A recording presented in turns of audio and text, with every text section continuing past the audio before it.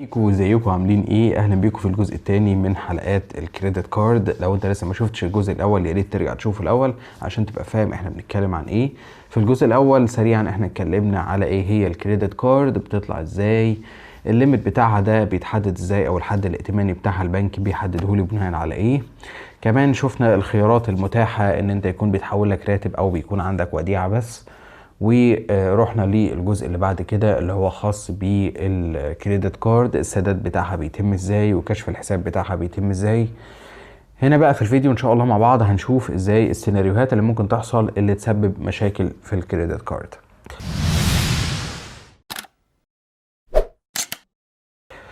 خلينا نبدأ بأول حاجة. نفترض ان احنا في المثال الاول اللي احنا بدأناه في الحلقة اللي فاتت اتكلمنا على ان انت ممكن كشف الحساب بتاعك يكون بيطلع يوم 1 وبينتهي يوم 25. يعني من الاخر الفاتورة بتاعتك بتطلع يوم 1 والمفروض تدفعها قبل يوم 25. نفترض ان جه يوم 25 وانت ما دفعتش الفلوس اللي عليك. في الحالة دي بينزل عليك نوعين من الغرامات. النوع الاول حاجة اسمها مصاريف تأخير، وعادة دي بتكون مبلغ ثابت ايا كان الرقم اللي انت نسيته. لو عليك 100 جنيه ونسيتهم ممكن تلاقي مثلا الرقم ده 200 جنيه 300 جنيه. الرقم ده ثابت، انت اتأخرت في 1000 زي اتأخرت في 10000 هيكون ثابت وهينزل عليك. الحاجة التانية الفوائد اللي هتتحسب عليك على الكريدت على الفترة بتاعتك دي، وده بيختلف من بنك لبنك. بيكون تقريبا 3.5% ل 4%.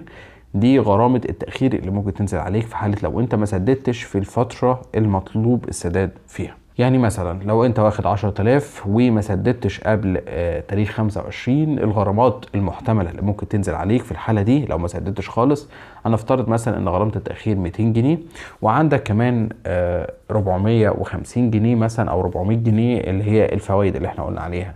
يعني 200 جنيه زائد 400 600 جنيه نزلوا غرامة عليك مثلا بسبب ان انت ما دفعتش ال 10000 اللي كانوا مطلوب يتم سدادهم.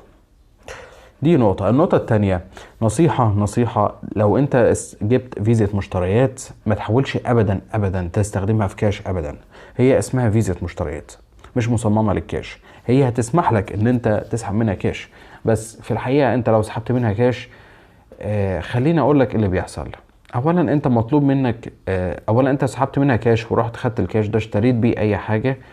بالنسبة للكريدت كارد هي سحب كاش تم عليها. السحب الكاش ده بينزل عليه غرامات كتيرة جدا. عد معايا. اولا انت اول ما بتسحب في حاجة اسمها رسوم السحب المباشر للكاش من البطاقة، دي بتنزل بعد ما حضرتك بتسحب على طول من البطاقة.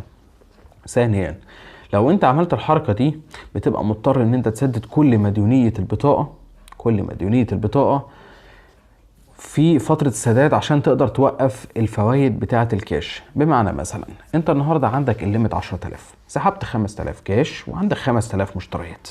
هنيجي في تاريخ السداد اللي هو يوم 25. مطلوب منك علشان المصاريف الكاش دي يتم اغلاقها، مطلوب منك ان انت تسدد المبلغ اللي انت سحبته بالكامل بالاضافة لاي مشتريات انت عملتها خلال نفس الفترة علشان تتجنب الفوائد. لو سددت اي مبلغ اقل من كده الفوائد هتنزل عليك كتيرة جدا. مشكلة سحب الكاش حاجة ان انت في الفوائد في الفترة اللي فاتت احنا قلنا هي بتكون مثلا 4% من المبلغ بتاعك، يعني 4% في 10000. ال 4% في 10000 دول يعني 400 جنيه هي دي المصاريف. في حالة السحب الكاش الوضع مختلف. لو سحبت انت ال 10000 دول كاش، البنك بيقعد يحسب عليك فوائد من الفترة اللي انت سحبت فيها الكاش لحد ما هتدفع كل يوم انترست، كل يوم فوائد بتنزل عليك بشكل يومي. مش هدخل معاكم في حسبتها، بس مثلا انت لو ال10000 دول ممكن تلاقي في اخر مثلا المدة ان انت نزل عليك فوائد 800 900 1000 حسب بقى كل بنك وطريقة حسبته او طريقة الفوائد بتاعته في السحب الكاش. فرجاء شخصي ما تحاولش ابدا ابدا لو معاك فيزا مشتريات تستخدمها في كاش ابدا. هي فيزا مشتريات حاول كل حاجة تتم بيها عن طريق المشتريات. طيب نيجي لنقطة مهمة جدا وهي المميزات. مميزات انت تقدر تقسط من مجموعة كبيرة جدا من الميرشنتس او الاماكن اللي موجودة او المحلات اللي موجودة بدون فوائد. ومنها عد معايا البنوك زي البنك الاهلي، بنك مصر، كيو ان بي، بنك اسكندرية. البنوك دي كلها بتوفر فيز مشتريات بتقسيط بدون فوائد مع المكان اللي انت بتشتري منه. يعني انت مثلا هتروح مثلا بيتك تشتري غسالة. الغسالة دي تمنها 10,000. ال10,000 جنيه، او خلينا نقول حاجة تكون بتقبل الاسم. هنقول مثلا هتشتري حاجة قيمتها 12,000 وحابب تقسطها على 6 شهور. لو انت في حالة التقسيط بدون فوائد، فانت بتقسط ال 12,000 بيتقسموا على 6 شهور، يبقى انت كل شهر مطلوب منك تسدد 2000 جنيه قسط للغسالة دي، اللي هي الجملة اللي انت بتسمعها اشتري وحولها لتقسيط، لو انت ما جربتش الموضوع ده يعني. وبالتالي انت بتشتري الحاجة فعلا وبتحولها لتقسيط. واحدة كمان من الافكار اللي ممكن تقابلكوا، طيب انا لو مثلا علي 10,000 جنيه المفروض الفاتورة بتاعتي طلعت بيهم، وجيت يوم 25 انا مطلوب مني ادفع ال 10,000. احنا قلنا طبعا اول اقتراح او اول فكرة ان انت ما سددتهاش. طيب انا لو سددت جزء البنك هيحاسبني ازاي؟ سددت مثلا منهم 5,000 بس. في حالة لو انت سددت كل جزء منهم، خد بالك من حاجة مهمة جدا. البنك هيحسب لك الفايدة على اجمالي المبلغ اللي كان مطلوب منك ان انت تسدده وما سددتوش. يعني انت كان مطلوب منك 10,000، انت سددت 5، برافو عليك، بس البنك هيحاسبك على 10,000 مش على 5,000. فخد بالك جدا من النقطة دي برضو اثناء ما تيجي تسدد بطاقة الكريدت كارد.